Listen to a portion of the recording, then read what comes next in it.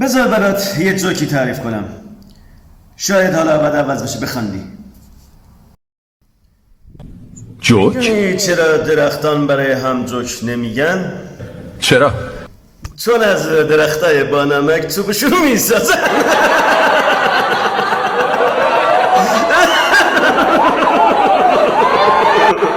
بانمک بود نه؟ یه دونه دیگه. میدونی چرا درختان به هم دیگه جوک نمیگن؟ چون از درختای بانمک چوبشون میسازن.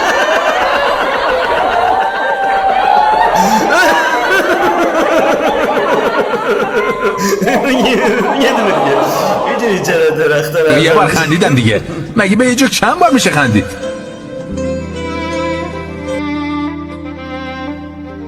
اگر نمیتونی دوبار برای یه جوک بخندی، چرا برای یه مصیبتی تأسف میخوری؟